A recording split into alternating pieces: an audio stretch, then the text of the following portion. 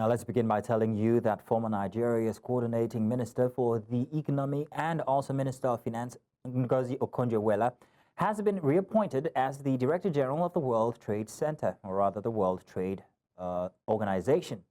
Now this is her second term in office. Her present stint will end on the 31st of August 2025. She was first elected as the WTO Director General on February 15, 2021. Okonjo-Iweala, the first woman and the first African to head the WTO, was the only candidate in the race and had been all but assured a second term. The 70-year-old Nigeria's reappointment was approved by consensus during a special meeting of the organization's General Council held behind closed doors. In the meantime, President Bola Tinubu has congratulated Dr. Ngozi Okonjo-Iweala, a former Nigeria's coordinating minister for the economy and Minister of Finance, on her unanimous re-election as the Director General of the World Trade Organization, the WTO. The renowned development economist and global finance expert made history in 2021 as the first African and first woman to lead the 164-nation member WTO. The Nigerian leader noted with delight that Dr. Okonjo-Iweala's unanimous appointment for a second four-year term demonstrated the trust and confidence the international community places in her leadership to advance multilateral trade for sustainable global development. And Borno State Governor Babagana Zulum has voiced strong concerns over the proposed tax reform bill, warning that it could have devastating consequences for the northern region and other parts of the country. Zulum criticized the speed with which the bill is progressing through the legislative process, drawing comparison to the petroleum industry bill, which took nearly 2 decades to pass. The governor alleged that the bill is structured to disadvantage certain regions of the country. Zulum further alleged that some individuals might be influencing President Bola Tinubu into believing that the North does not support his administration.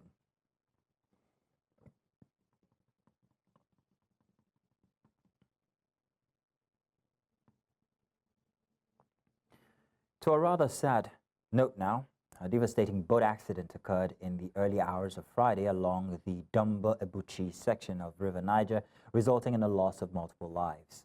According to eyewitnesses, the boat, which belonged to one Musa Dangana, was carrying over 200 passengers, including market women and farm laborers, en route to Kacha Weekly Market in Niger State. Tragically, it capsized, throwing all on board into the water.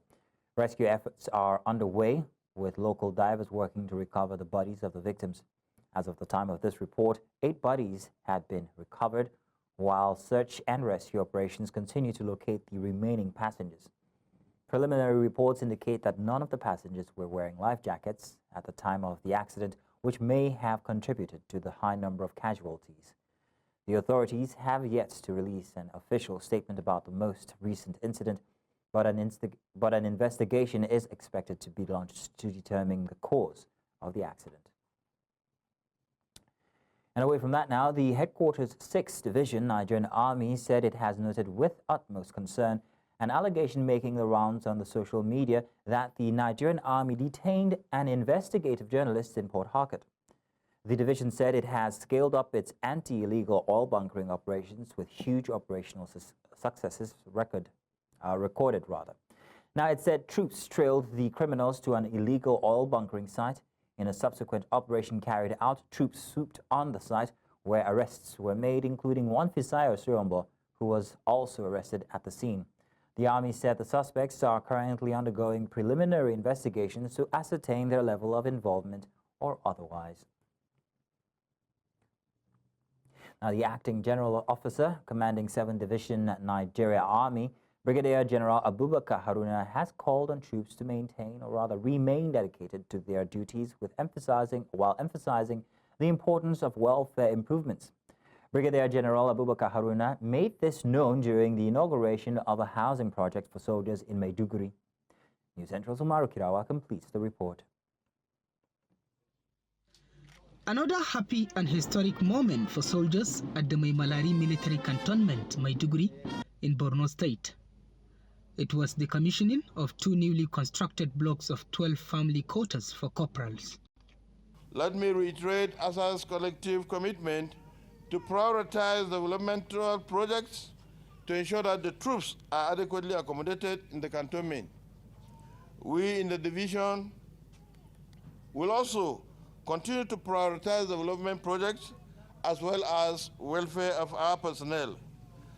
I need to inform you that in fulfillment of the above determination, the Army Headquarters has approved the renovation of additional blocks as well as the construction of more new ones within the Memelari cantonment. Efforts are also on to provide 2 solar-powered boreholes and more street lights for the cantonment. I want you to know that the Nigerian Army is indeed the hope of the nation, defender of its democracy and prosperity. Benefiting soldiers at the cantonment thanked the military leadership, saying the intervention is a morale booster for them to do more in their professional service delivery to the nation. We are really happy with what our Baba done for us, because Baba is a father to us. And Baba, if we carry our problem, come to our father, our Baba is helping us and he collect our problem and solve it for us. So we are praying for Baba. A family of 24 now happily gets into the new apartment, which were furnished and equipped with furniture at the barracks. So we have spoken to them. It is their entire responsibility to ensure that these facilities are adequately maintained so that they last longer. And he wouldn't be the only person that will occupy the place. If he's on posting, somebody else will come in. The housing initiative is said to be part of ongoing efforts by the Nigerian Army to ensure troop welfare and strengthen operational efficiency. In Maiduguri for News Central, Umaru Kirawa. Now, stakeholders on the Plateau State have called for continued efforts in ensuring legacies of hope, peace, and also security of both lives and property that they are upheld in the state. Now, this was the resolution reached at a 2-day collaborative conference on conflict resolution strategies and sustainable peace building. News Central's Chizabanyanwe tells us more in this report. Conflict resolution is a term seen as one key aspect of erasing the many bloodbaths in Plateau states that have taken thousands of lives since the very first in 2001 until a few months ago when relative peace seems to have been achieved in the states. Many flag Solomon Lar of blessed memory as one of the beacons of peace in the states, chosen to be honored at this seminar on conflict resolution. Solomon Lar was the first civilian governor of Plateau State and the first national chairman of the People's Democratic Party in 1999. Was a good man. He left a legacy for us on the plateau and indeed in Nigeria. Let's not allow our diversity to be a weakness. It should be a strength to all of us. If we do that, it will help us to grow and to be united. We will continue to preach the peace, love, and unity message of Baba. And these were his last words. 3, tell Plateau people they should live in peace, love, and unity. And after some rest, he said, Mama, tell Nigerians to uphold peace, love, and unity. At the event organized by the Political Science Department and the Center for Conflict Management and Peace Studies, University of Jos, in collaboration with Solomon and Mary Lar Foundation, some advocates called for measures that will promote peace and national integration. The ultimate goal of our center is to produce good governance, and I will not only promote peace, but encourage and accelerate development and open up doors of opportunity for every person in the society. Our desire is that if we have the support too, we can think of Center for Integration. We look at key leaders in the Middle Belt, key leaders in the Core North, key leaders in the South. What are they done to integrate Nigeria? As responsible leaders in our own right, wherever we see conflict, even if it is between individuals, even if it's in the garage, even the market square, please, we should make attempts and good effort to make sure that that conflict is being brought to an end. If gatherings such as this are held at intervals, issues of violence and chaos will be a thing of the past, and Plateau will bounce back to the home of peace and tourism it is known for. In Jos for News Central, Chizoba Anyuri.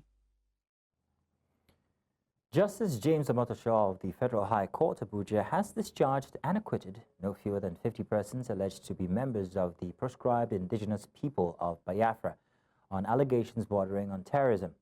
Delivering judgments, Omotosho held that the Nigeria police force failed in its entirety to establish a case against the 50 defendants, including 4 women. Justice Omotosho, who upheld the no-case submission of the defendants, said that the prosecution failed to adduce any credible evidence linking the defendants with the allegations they were charged. The judge consequently struck out the 3-count charge preferred against the defendants. The Inspector General of Police had sued the 50 defendants. You're welcome back. Now, the arraignment of the former governor of Kogi State, Yahaya Bello, at the Federal High Court in Abuja has been stalled following the absence of his defense counsels in court.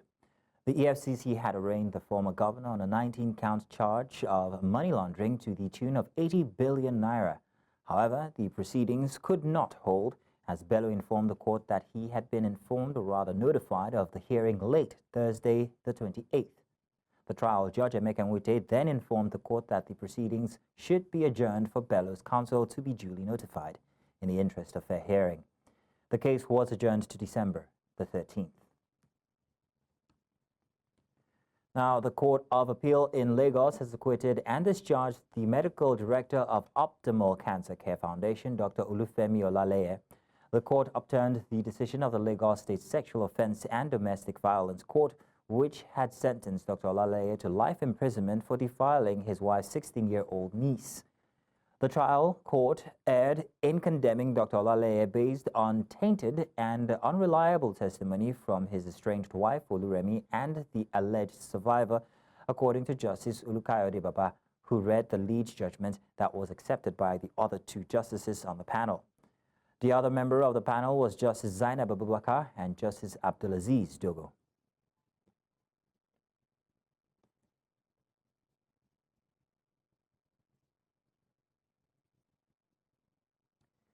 The Federal Ministry of Transport has officially handed over the completed Port Harcourt-Aba section of the Eastern Narrow Gauge Railway project to the Nigerian Railway Corporation.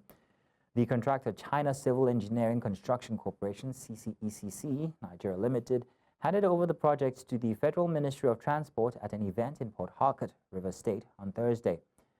The assets include the dismantled tracks, the rehabilitation and reconstruction of 62.8 kilometers of subgrade, the rehabilitation and reconstruction of the 27 set of turnouts at Port Harcourt Station, Elelenwo Station, Obuza Station, Imugo and Aba Station, among other things, according to the project supervisor, Federal Ministry of Transport Engineer Ayo Dada, who received the completed assets on behalf of the federal government and formally turned them over to the Railway Corporation. In a country where electricity remains a luxury for many, a beacon of hope is shining bright in Ogun State, Nigeria. A groundbreaking initiative that's empowering 50 women entrepreneurs with solar-powered smart retail kiosks is set to bridge the energy gap and transform lives. Our correspondent Ibalani Omoni has the story.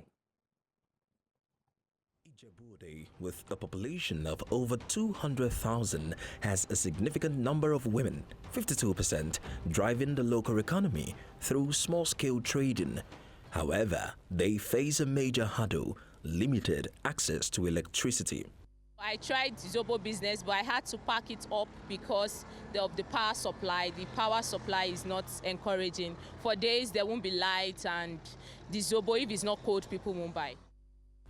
Despite being connected to the national grid, Ogun State's power generation is limited. According to the National Bureau of Statistics, the state produces only 300 megawatts daily, struggling to meet the needs of its 5 million residents. But there is hope on the horizon. The Neighbors Shop, a digitized solar power smart kiosk pioneered by the Adiola Aziz Community Care Foundation and supported by the Bank of Industry. What Neighbors will provide for them is the kiosk, the products, the freezer, the panel, the battery, and of course the tablets. So, and even going forward, it will be coming with a POS. Before you make sales, you have to check your customer ID, just like the supermarkets. You check your customer ID, be sure it's your ID, and start making sales. Everything that is in your kiosk is already in your system. If a customer wants to buy, they can check the price. Even if it is a new product, they just input, search the name of the items, and it will pop up. All the associates need to do is get to their kiosk. We train them before, give them 3 days, at least 3 days training. It's a model that seeks to transform the informal sector into a formal one through digitization. We are about empowerment on a sustainable basis. We've seen various kinds of empowerment for women, but have our women been lifted up?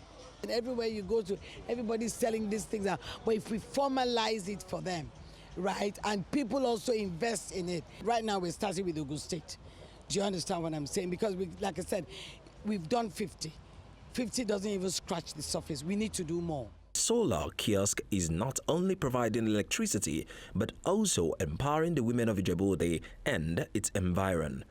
We are not only reducing the environmental footprint of this project, but also ensuring that women in even the most remote areas can access consistent and affordable power to support their businesses. Let us envision a future where every woman, regardless of her background, has access to opportunities that enable her to thrive. And despite the fact that we look down on them like what they're doing is nothing, they're able to get their kids off to college. They're able to sustain their family. Nigeria has made significant progress in increasing access to electricity, but there is still much to be done. For now, the women of Ijebu-Ode continue to thrive thanks to the solar kiosk. Would you be considering going back to your civil business now? Of course, I will, as long as it's part of what they supply to us at the neighbor shop. So I'm glad to be back. In Ijebu-Ode, Ogun State, for News Central, I am Igbalani Omani. Senegal's President Bassirou Diomaye Faye says France should close its military bases in West Africa, in the West African states, as it prepared to mark the 80th anniversary of a notorious colonial slaughter. While speaking to newsmen at the presidential palace on Thursday, Diomaye said Senegal is an independent country, a sovereign country, and a sovereignty does not accept the presence of military bases in a sovereign country. Faye said that France's President Emmanuel Macron had admitted that his country's troops were responsible for a massacre of Senegalese soldiers in 1944. He hailed the acknowledgement, but said that allowing French bases in the country was incompatible with national sovereignty.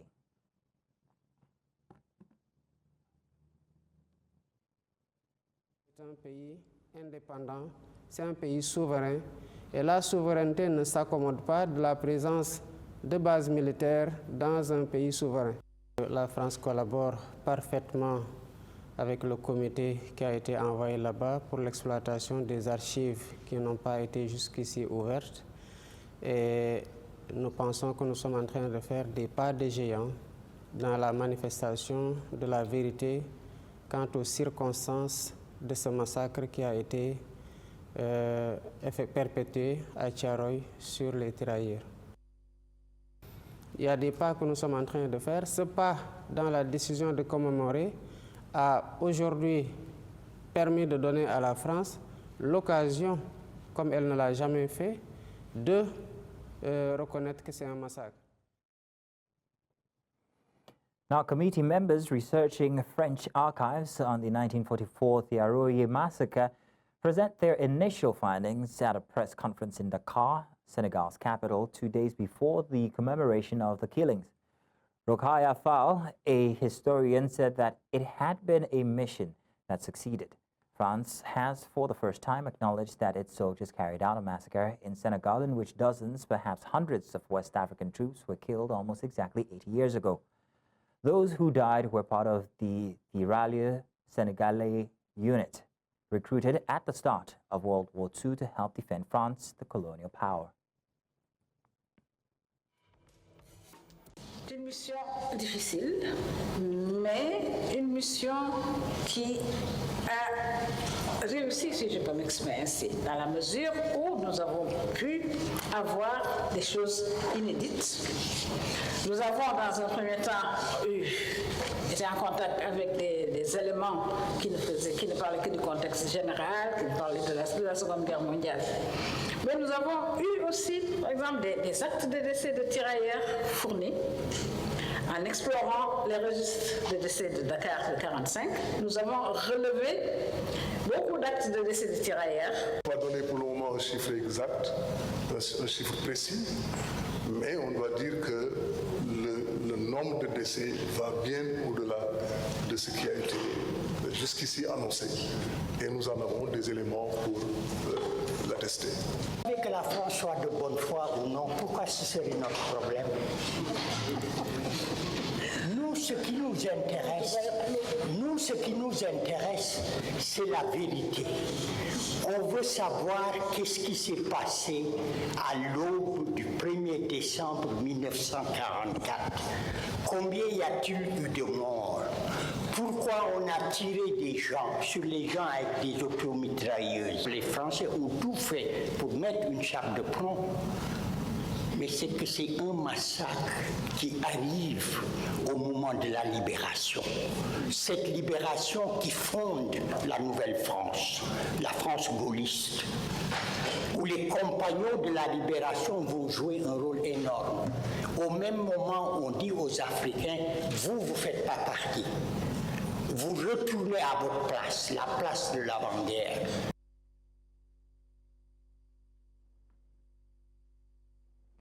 To South Africa now. Families of miners trapped underground are protesting, demanding an urgent action for the rescue of their loved ones. They're expressing their frustrations over what they call a slow and inadequate response to the crisis. Many have waited anxiously for news about their relatives for days. The protest coincides with a visit from the Minister of Police, Senzo Mkhunu, who is in Stilfontein to pave way forward on the rescue mission. However, families voiced their dissatisfaction with the minister's remarks, stating they need more than words, they need swift action and a clear timeline for the rescue. In the meantime, South Africa's police minister has pledged to rescue all the people still trapped in an abandoned gold mine in the northwestern town of Stilfontein as soon as possible. Senzo Mkhunu said the exact number of people on the ground is still not yet known. The authorities have been stationed for weeks outside the abandoned pit in Stilfontein, about 150 kilometers southwest of Johannesburg, intermittently blocking locals from sending down food and water to try to force the miners out. The operation has triggered outrage, with some fearing that the men could be starving or even dying on the ground. That police, South African police, in doing their job here, which has now been backed by the court, they are acting in a manner that is not consistent with human rights provisions and prescriptions. Is not true. Is not backed by any evidence. Is not. Is not. That is the finding of the court. But that is also our operational knowledge. And we don't intend to do that. There are two things that police observe all the time when they act. It's the Constitution, it is the law. And what are the principles? Right to life. So when people here in Stilfontein make statements, strong statements about the right to life, we agree. You mustn't be under the impression that police are not agreeing. We agree. You are saying what we are saying, what is governing us as police. So there's nothing new.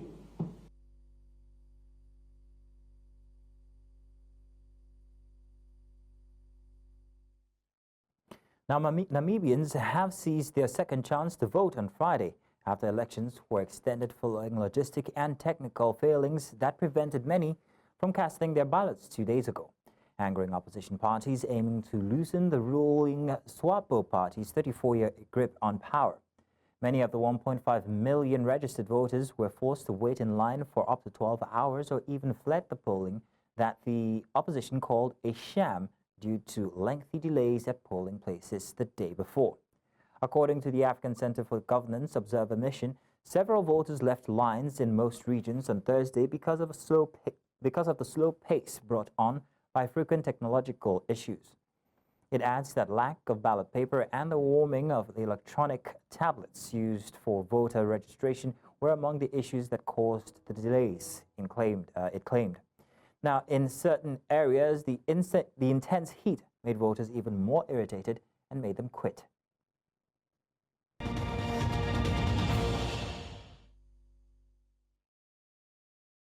You're welcome back. Now, Russian Defense Minister Andrei Belousov has hailed the strengthening of ties with North Korea during a surprise visit to Pyongyang. Speaking about the mutual defense treaty binding the two nations, Belousov emphasized the growing partnership amid shared challenges. Both countries have faced international sanctions, North Korea for its nuclear weapon program and Russia for its ongoing offensive in Ukraine. The visit underscores deepening cooperation between Moscow and Pyongyang as they navigate geopolitical tensions and sanctions. Россия и Корейская Народно-Демократическая Республика – добрые соседи и давние друзья. Ключевую роль в укреплении российско-корейских отношений играют доверительные контакты лидеров наших стран. Japan's Prime Minister has said he will hold frank discussions with U.S. President-elect Donald Trump, emphasizing the importance of their cooperation for a free and open Pacific. The announcement comes in between growing concerns over China's assertiveness in the Asia-Pacific and North Korea's expanding missiles activity. The Prime Minister described his earlier phone conversation with Trump as very friendly, underscoring the strategic alliance between the two nations. Japan, which hosts 54,000 U.S. military personnel, has been enhancing its defense posture, geared towards doubling its military spending to meet NATO standards. 合衆国では来年1月には第2期トランプ政権が発足します。日米安保体制は我が国の外交安全保障政策の基軸であります。当然のことながら合衆国には合衆国の国益があり、我が国には我が国の国益があります。だからこそ率直に意見を交わし、両国の国益を相乗的に高め合うことで、自由で開かれたインド太平洋の実現にすることができると考えます。トランプ次期大統領とも率直に議論を行い、同盟をさらなる高みに引き上げていきたいと考えております。中国の習近平国家主席とも噛み合った議論を行うことができたと感じております。日中間にはさまざまな懸案、意見の相違があります。諸課題について主張すべきことは主張する。しかしその上で協力できる分野では協力していく。それが私の考える国益に基づく現実。Now, the U.S. has postponed providing anti-personnel mines to Ukraine, sparking what campaigners have described as a crisis in the Anti-Personnel Mine Ban Convention. Ukraine, a treaty signatory, is under pressure to reject the offer, which violates the treaty prohibiting landmines. The U.S., not a signatory, announced the transfer last week, drawing criticism from rights groups and overshadowing the treaty's conference in Siem Reap, Cambodia.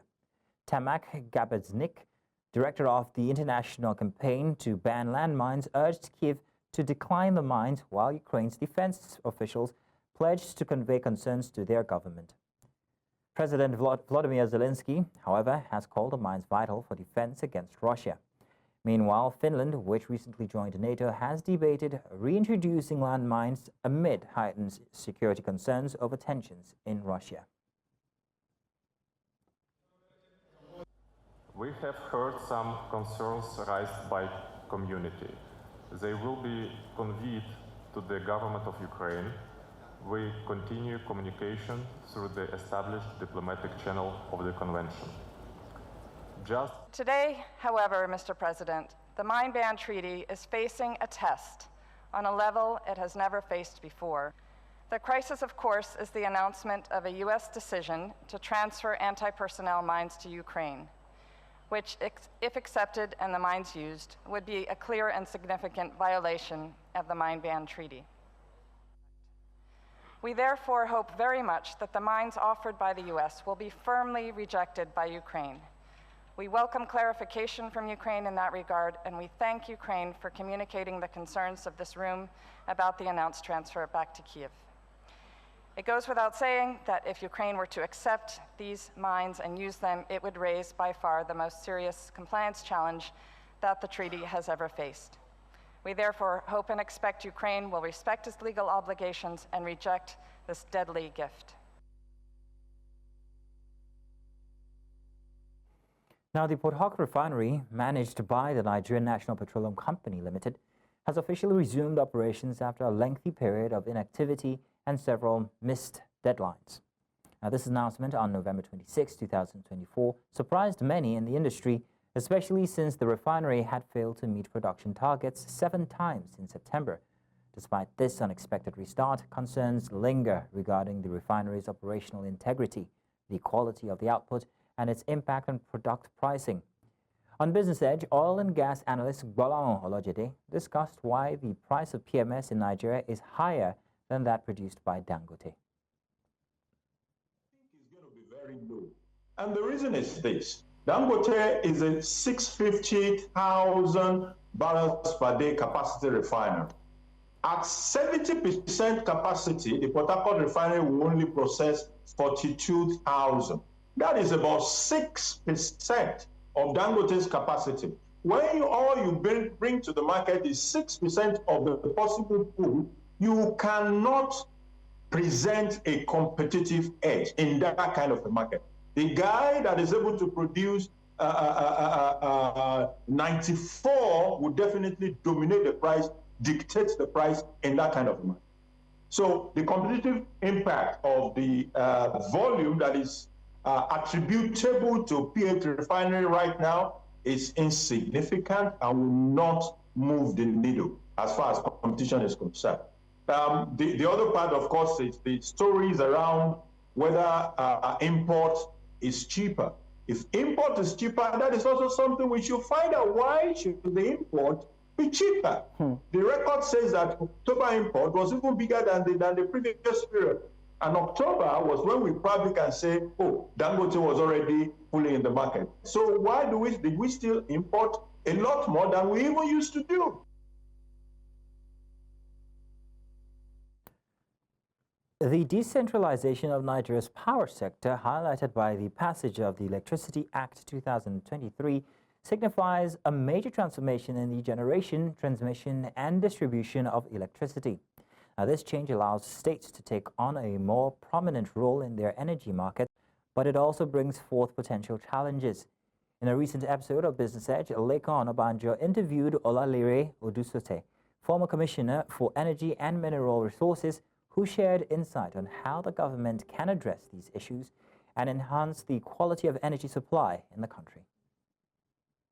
The government needs to do is to put a framework in place that ensures that anybody who invests in the sector can earn a return on his investment, one, and also make sure that the regulator is incentivized to ensure that the participants in the sector are geared towards universal supply of electricity, which means electricity for everybody that is connected to the market in the quantity and the quality that they want it and when they want it. Only when we have that understanding in the sector can we then start to have progress. And what happened with this decentralization is it has put it in the purview of the state government. Now the states are closer to the people, and the ability of the states to create a regulator that can regulate within.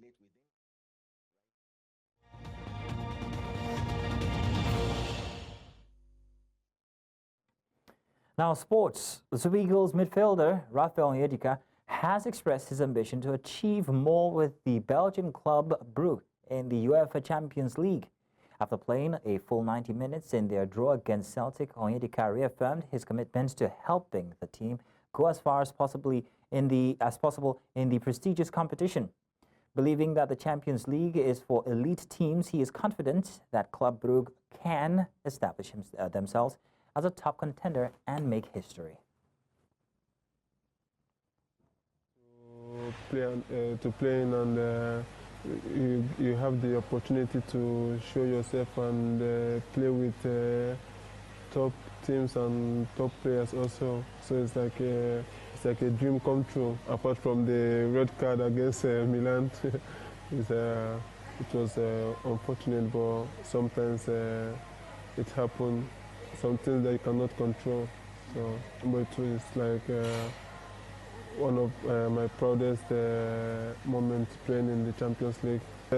Club Brugge is also a big team. Also, we don't go there just to participate, to be there that we play Champions League. Nigeria's under-17 women's football team, the Flamingos, have been placed in Group B of the inaugural WAFU B Under-17 Girls Cup. They'll face Niger and Ivory Coast in the tournament, which is set to take place from December 12th to the 26th of 2024 in Ghana, Accra. Group A features host nation Ghana alongside Benin and also Burkina Faso, who all compete for the coveted title in this maiden edition of the competition. With promising teams across both groups, the tournament is poised to showcase emerging talents from West Africa as the Flamingos aim to assert their dominance in the region.